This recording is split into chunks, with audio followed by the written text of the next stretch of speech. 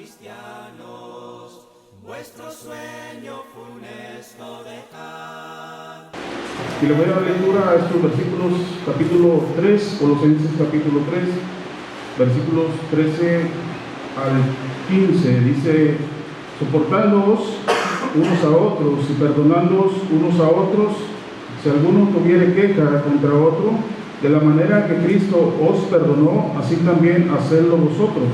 Y sobre todas estas cosas vestidos de amor, que es el vínculo perfecto, y la paz de Dios gobierne en vuestros corazones, a la que asimismo fuisteis llamados en un solo cuerpo, y sed agradecidos. Eso es lo que dice, hermanos, versículos 13 al 15 de este capítulo 3 de los Colosenses. Y es una continuación, hermanos, de los que hemos estado viendo. Y Pablo sigue utilizando estas palabras para hacernos ver la necesidad de ser revestidos de Cristo. En la clase anterior dice el versículo 12 que nosotros debemos vestirnos pues como escogidos de Dios, que nos hizo santos y que nos ama, de entrañable misericordia, de benignidad, de humildad, de mansedumbre y de paciencia. Eso lo vimos la semana pasada. Y ahora, hermanos, versículos 13 en adelante sigue Pablo dándonos consejos, dándonos más bien mandamientos de nuestro Dios para llevar una vida recta delante de Él. Y mencionábamos que esa vida recta delante de Dios solo la podemos lograr cuando nosotros somos revestidos de Cristo.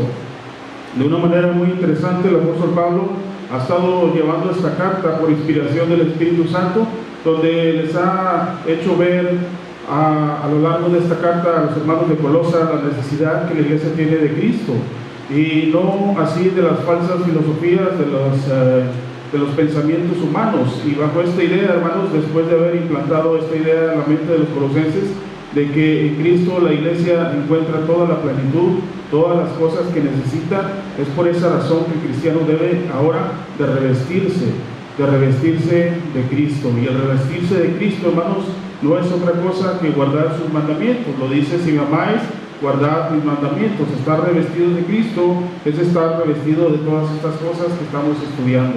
Y el día de hoy, hermanos, comentábamos también la semana pasada que a partir de esos versículos 5 en adelante es donde vemos mandamientos más específicos, más claros para cada uno de nosotros.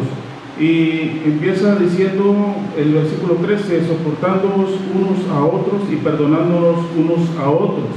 De aquí vamos a sacar estos tres versículos, tres puntos. Uno de ellos es este, el primero: soportándonos unos a otros y perdonándonos unos a otros.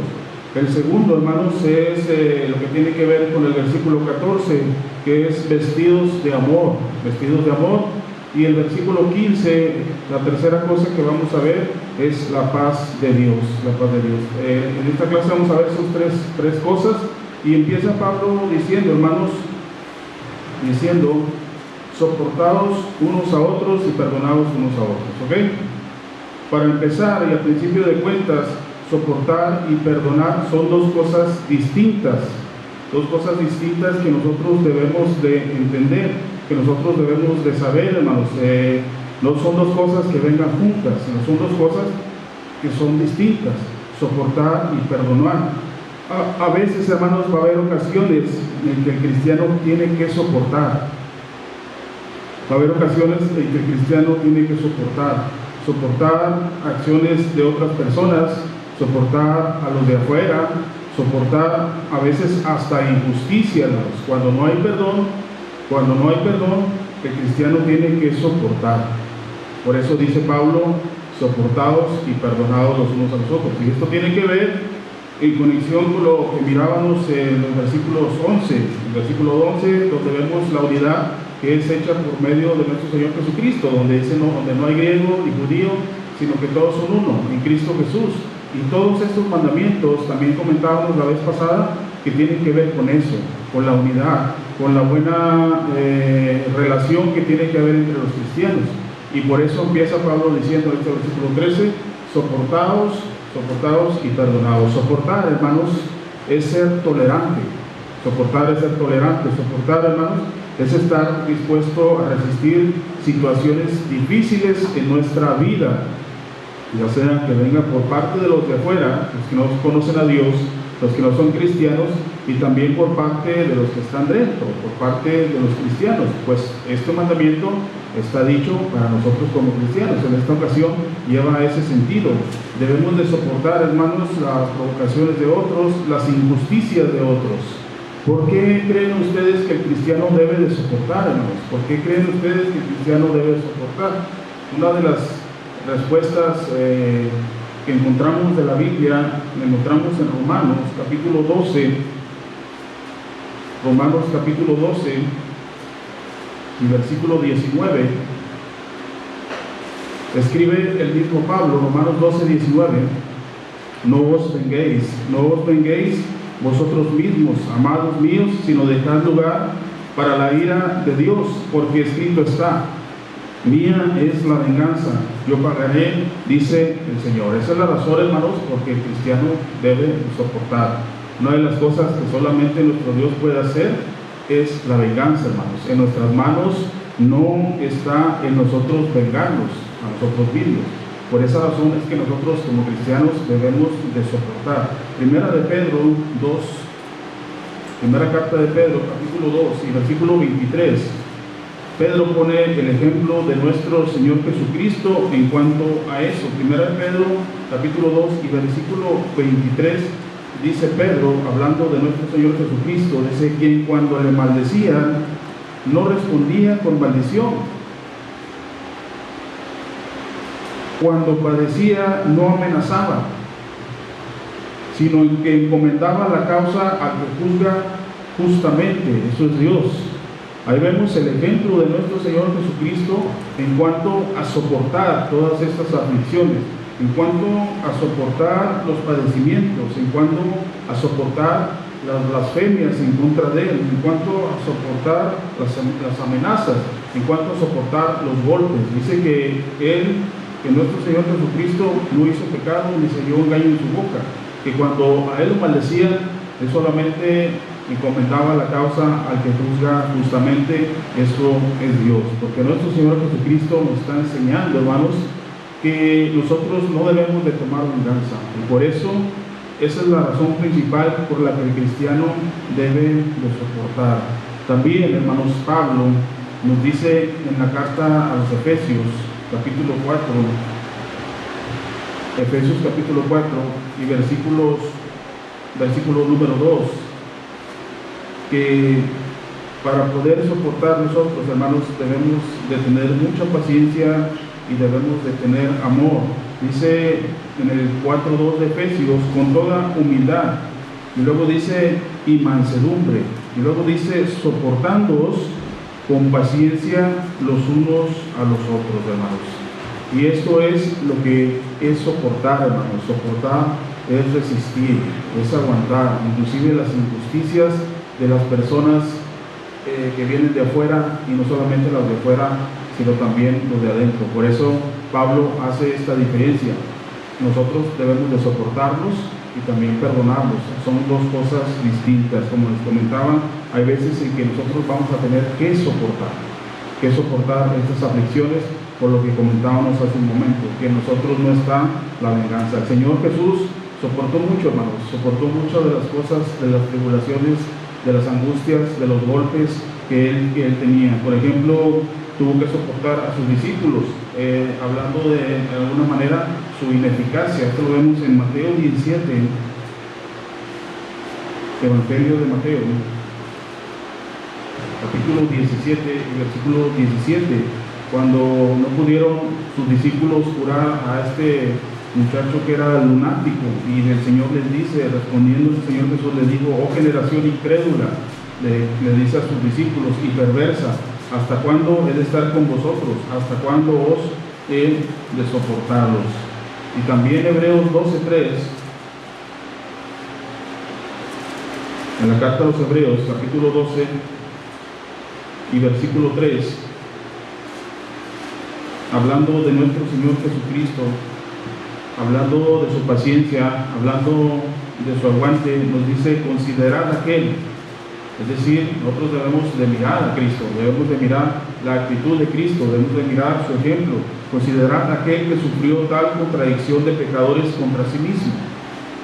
Y luego dice, para que vuestro ánimo no se canse hasta desmayar, porque aún no habéis resistido hasta la sangre combatiendo contra el pecado.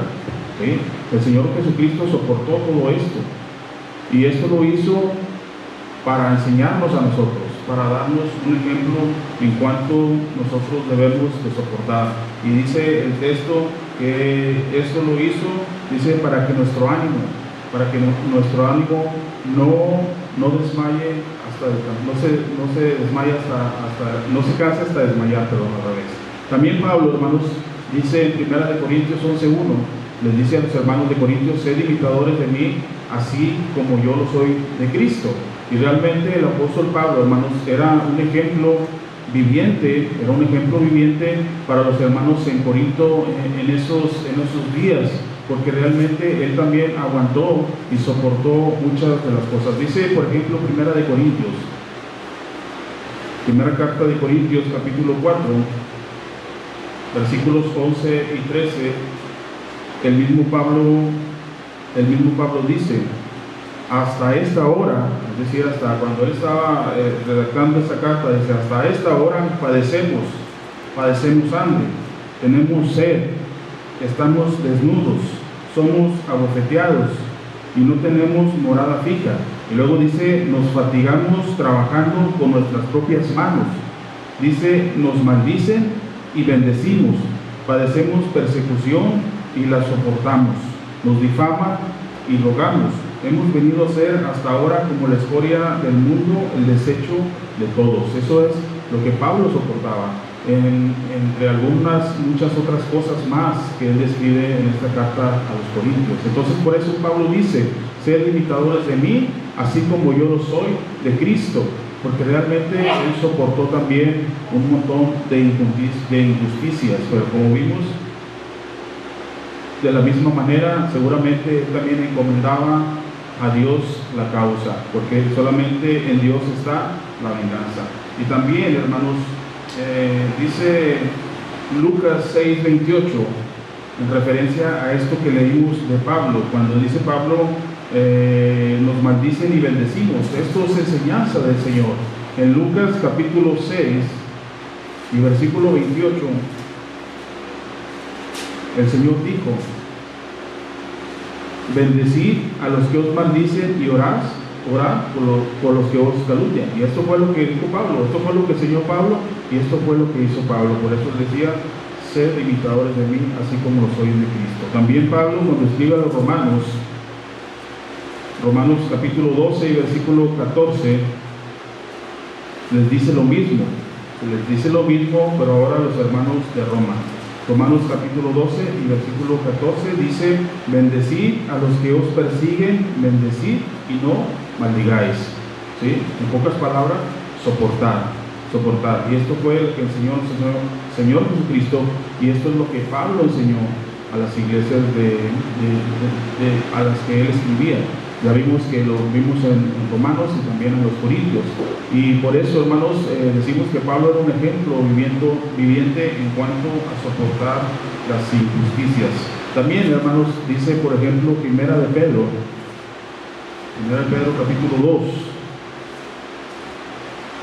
capítulo 2, 21 en adelante, pues para esto fuisteis llamados, porque también Cristo padeció por nosotros. Y luego dice, dejándonos ejemplo para que sigáis sus pisadas. Y luego vuelvo a repetir lo mismo, el cual no hizo pecado ni se dio un caño en su boca, en lo que leímos hace un momento. Entonces nosotros, hermanos, tenemos el ejemplo de los apóstoles, tenemos el ejemplo de nuestro Señor Jesucristo en cuanto a soportar. Soportar es eso, hermanos. El cristiano está llamado a soportar injusticias de adentro y de fuera. Va a haber ocasiones en que no hay perdón, y va a haber ocasiones en que nosotros tenemos que soportar, tenemos que aguantar, porque así nos lo enseñó nuestro Señor Jesucristo. ¿Nos es difícil? Sí, a veces es muy difícil, hermanos, quedarse callado, a veces es muy difícil poner la otra mejilla, a veces es muy difícil soportar las injusticias, pero esto es lo que nos enseñó nuestro Señor Jesucristo. Por eso Pablo, dentro de estos mandamientos, les dice: soportaos los unos a los otros en cuanto a hacer la paz y a mantener la unidad dentro de la iglesia, hermanos. Y siguiendo con esto, hermanos, siguiendo con el pasaje, volviendo a Colosenses 3, preguntas, comentarios hasta aquí, hermanos. Dice el versículo 13 de Colosenses 3: soportándoos unos a otros. Y luego dice también: y perdonándolos unos a otros. ¿Sí? Esto es lo que sigue. Primeramente hay que soportar y después hay que perdonar también. La palabra perdonar aquí, hermanos, no es la palabra que comúnmente utiliza la Biblia para el perdón, sino que tiene un sentido de dar, tiene un sentido de otorgar, tiene un sentido de conceder. En este caso, de dar uno el perdón, de conceder uno el perdón. Y esta misma palabra, por ejemplo, la usa Pablo cuando escribe a los romanos en el capítulo 8 y versículo 32. Dice Pablo: el que no escatimó a su propio Hijo, sino que lo entregó por todos nosotros. Y luego dice: ¿cómo no nos dará? Esa palabra dará es la misma palabra que utiliza Pablo en Colosenses para perdonarnos unos a otros. Es decir, en un sentido de dar, en un sentido de nosotros dar el perdón, no de irlo a pedir, sino de nosotros concederlo. Y también esta palabra utiliza Pablo en Primera de Corintios 2:12. Primera de Corintios 2:12 dice: y nosotros no hemos recibido el espíritu del mundo, sino el espíritu que proviene de Dios. Y luego dice: para que sepamos lo que Dios nos ha concedido. Esa palabra concedido es la misma palabra que utiliza Pablo en los Colosenses para perdonándonos unos a otros. Entonces, este perdón, hermanos, es en un sentido de nosotros otorgarlos, de nosotros no ser orgullosos, sino de nosotros debemos de dar este perdón. Y es así, hermanos, es la acción de nosotros perdonar. Y luego dice: no solamente de otorgar el perdón, sino también hacerlo de la manera que Cristo nos perdonó. Dice: perdonándonos unos a otros.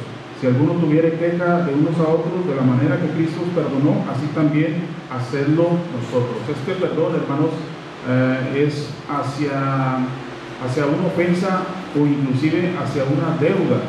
Eso es el sentido que lleva esta palabra. No solamente de ofensa de palabra, de acción, sino también inclusive de alguna deuda adquirida. Entonces, eso es lo que está mandando nuestro Señor Jesucristo. Preguntamos: ¿cómo es el perdón que viene de Dios? El Señor mismo, hermanos, lo ilustró de una manera, con una parábola en Mateo 18. Vamos a Mateo 18, capítulo 23 y versículo 35.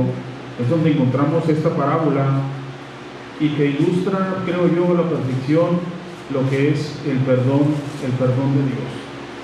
Mateo capítulo 18, versículos 23 en adelante, es donde vemos la parábola de los dos deudores.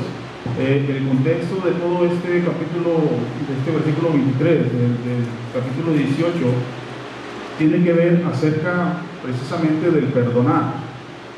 Por ejemplo, el que dice en adelante viene que cómo nosotros debemos de perdonar. Si tu hermano peca contra ti, dice: ve y habla tú con él. Y ese es el contexto de esta parábola.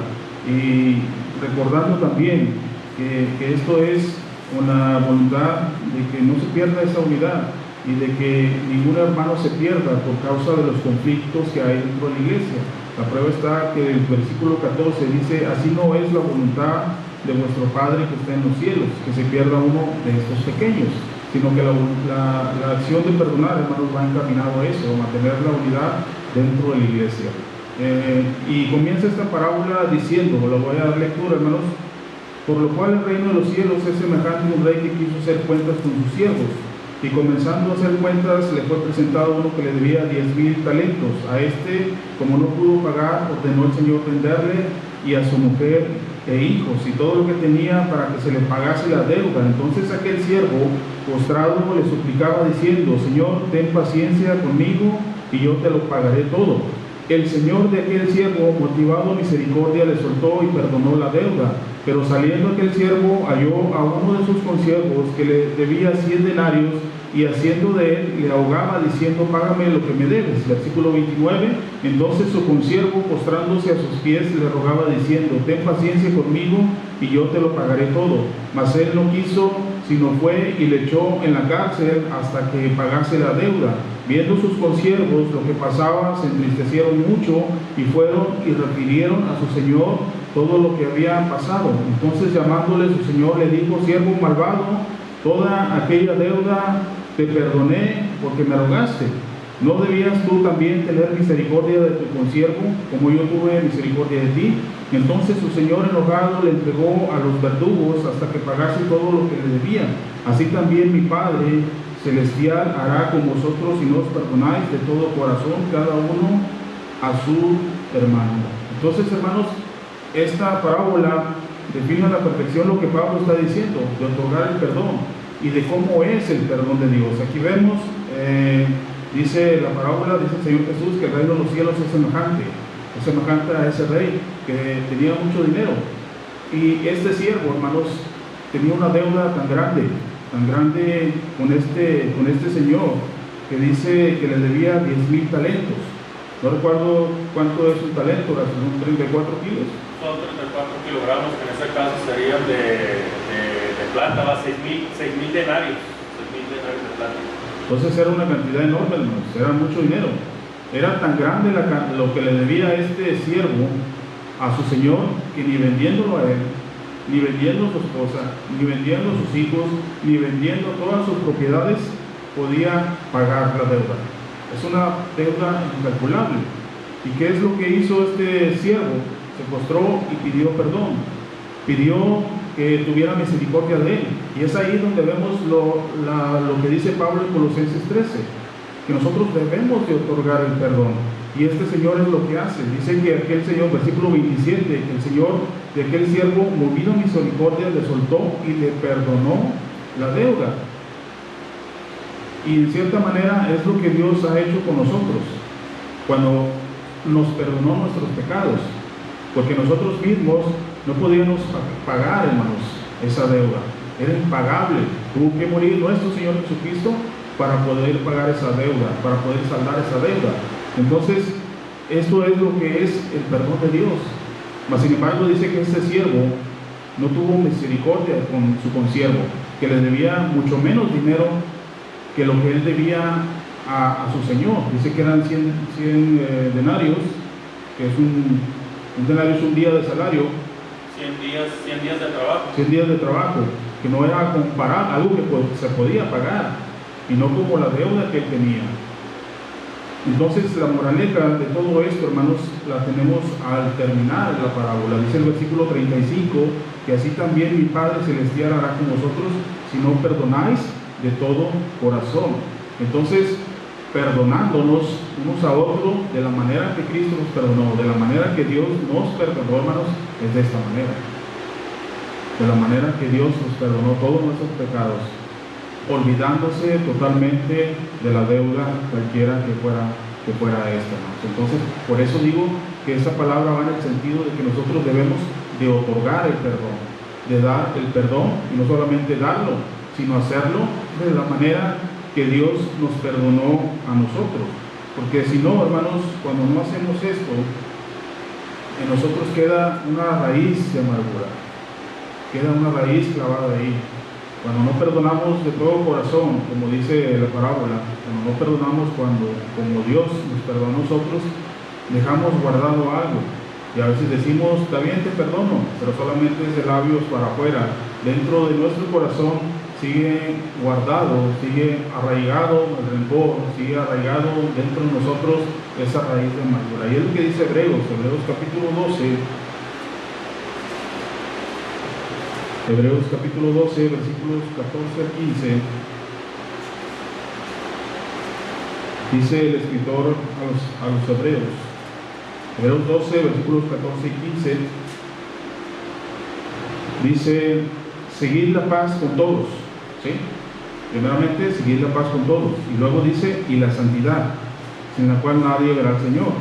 Y luego dice el 15, mirad bien, no sea que alguno deje de alcanzar la gracia de Dios. ¿Por qué razón?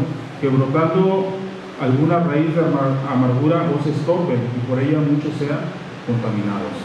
Eso es lo que hace, hermanos, lo que pasa cuando uno no perdona de todo corazón, cuando uno realmente no perdona de la manera que Dios nos perdonó. Por eso Pablo aclara, soportándonos primero unos a otros, soportándonos, y luego dice perdonándonos, otorgando nosotros el perdón hacia nuestros hermanos, y luego dice no solamente perdonando, sino también hacerlo de la manera que Dios nos ha perdonado. Y la parábola que acabamos de leer ilustra perfectamente la manera que Dios nos ha otorgado ese perdón, perdonándonos todos nuestros pecados, perdonándonos toda nuestra deuda. Eso es con relación, hermanos, a soportar y perdonarnos.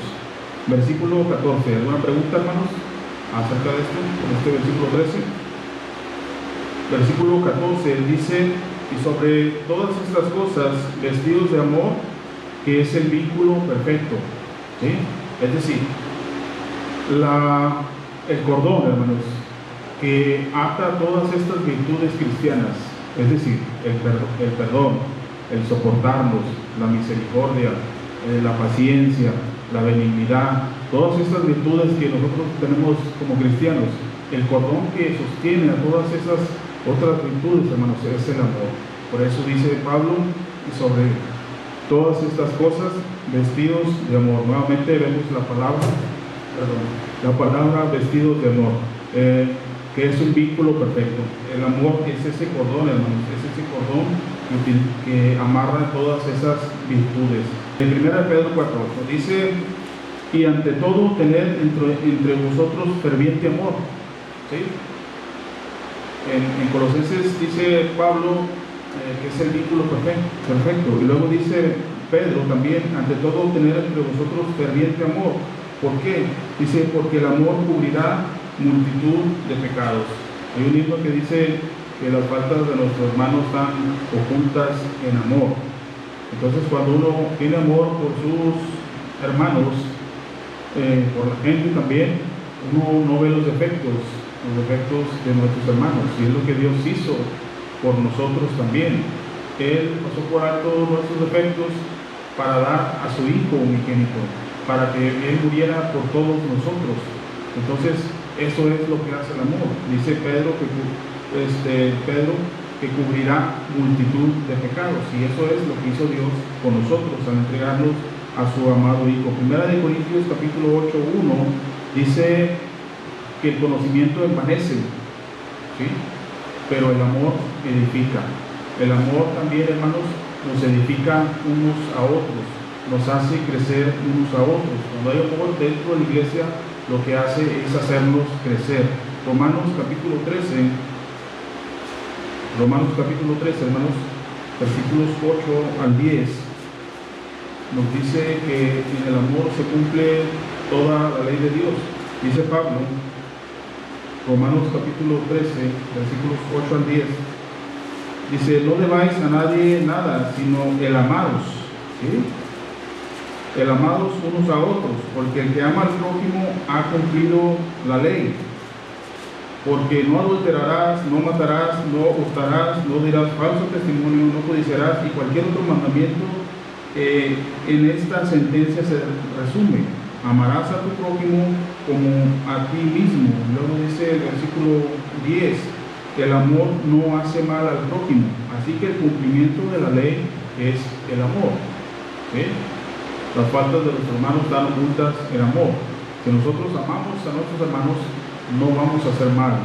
¿Por qué? Porque el amor, dice el versículo 10, no hace mal al prójimo. Por eso dice Pablo, ante todas estas cosas, vestidos de amor, que es el vínculo perfecto. Es decir, a todas esas virtudes que acabamos de leer, hay que amarrarlas con el vínculo del amor. Gálatas 5:14 Pablo en la carta a los Gálatas 5:14 nos dice: pero si os mordéis y os coméis unos a otros, mirad también que no os consumáis unos a otros. Y el versículo 14 dice: porque toda la ley en esta sola palabra se cumple: amarás a tu prójimo como a ti mismo. Pero si nos mordemos y si nos comemos unos a otros, eso no es amor, hermanos. Entonces hay que tener cuidado, hermanos, cuando nosotros hacemos esto. Porque si nosotros hacemos esto, lo que pasa es que nosotros no hay amor, hermanos. No hay amor. ¿Sí? Entonces, esto es importante. Y el versículo 15, hermanos, de Colosenses. El versículo 15. Después de decirles Pablo a los hermanos que debemos de soportarnos unos a otros, que debemos perdonarnos unos a otros de la manera que Cristo nos perdonó, y de vestirnos de amor. Después de que nosotros nos sujetamos a esto, hermanos, después de que nosotros practicamos esto, hacemos estos mandamientos, es cuando viene la paz de Dios. Y por eso dice el versículo 15: y la paz de Dios gobierne en vuestros corazones, a la que asimismo fuisteis llamados en un solo cuerpo, y sed agradecidos. ¿Sí? Como comentaba hace la clase pasada, cuando el versículo 11 dice que Cristo es el todo y en todos, va enfocado todo a la unidad. Y todos estos mandamientos, hermanos, todo lo que estamos viendo y lo que sigue también, por ejemplo, el versículo 18 dice: casadas, estad sujetas a vuestros maridos, y maridos, amad a vuestras mujeres, y todo eso es en contribución de eso, en contribución de la unidad, en contribución de que la iglesia se lleve bien, en que las familias se lleven bien. En eso consiste todo, hermanos. En eso consiste el conocimiento pleno, con que termina el versículo 10. El conocimiento pleno es eso, es comprender todas estas cosas y practicarlas para que dentro de la iglesia, para que dentro de nuestra familia no exista esto, hermanos, porque eso es pecado. Entonces todo eso va encaminado a la unidad. Y el versículo 15 dice: y la paz de Dios gobierne en vuestros corazones, a la que asimismo fuisteis llamados en un solo cuerpo, y ser agradecidos. Así culmina de una manera Pablo en este versículo 15, hermanos.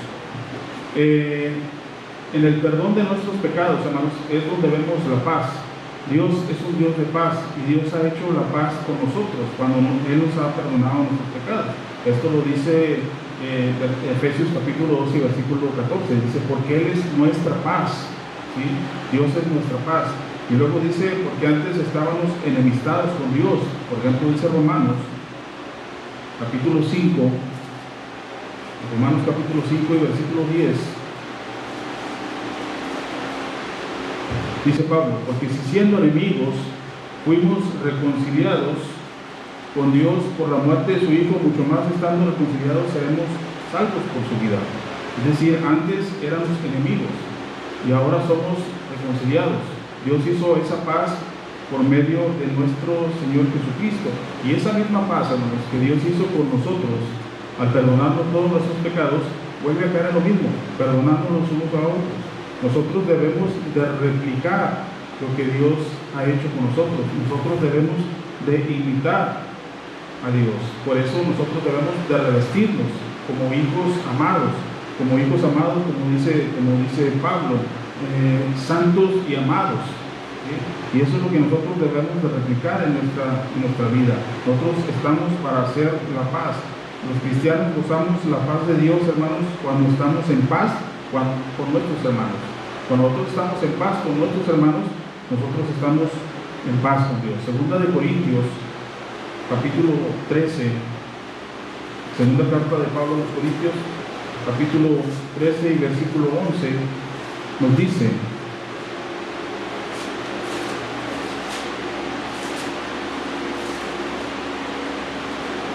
13:11 dice: por lo demás, hermanos, tened gozo, perfeccionaos y consolaos, sed de un mismo sentir. Y luego dice: vivir en paz. ¿Sí? Vivir en paz. Y luego dice: y el Dios de paz y de amor estará con vosotros. ¿Cuándo está Dios con nosotros? Cuando nosotros estamos en paz. Cuando nosotros estamos en paz, entre nuestros hermanos, con nuestros hermanos. Santiago, capítulo 3. Carta de Santiago, en el capítulo 3 y versículo 18 dice: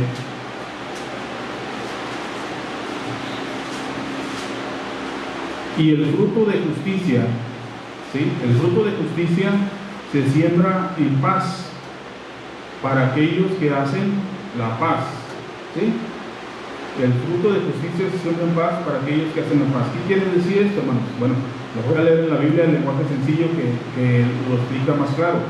Dice: a los que buscan la paz entre las personas, es decir, los que hacen la paz, Dios los premiará dándoles la paz y la justicia.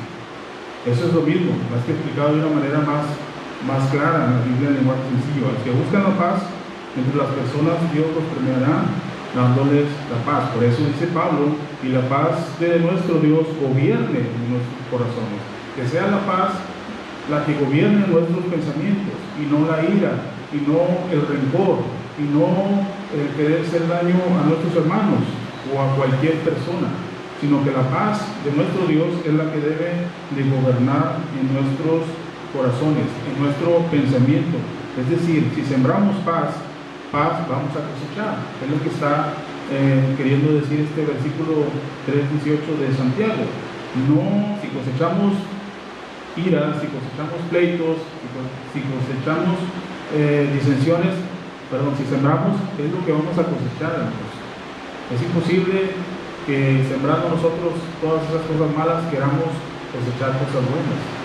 Entonces, por eso dice Pablo que nosotros debe de gobernar, Santiago, nosotros debe gobernar, Pablo, gobernar la paz de nuestro Dios.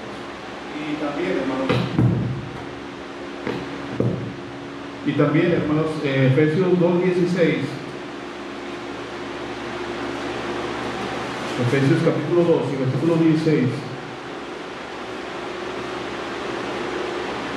Ok, ese ya lo leímos, perdón. Segunda de Timoteo, capítulo 2:24, segunda carta de Pablo a Timoteo, capítulo 2 y versículo 24, nos dice: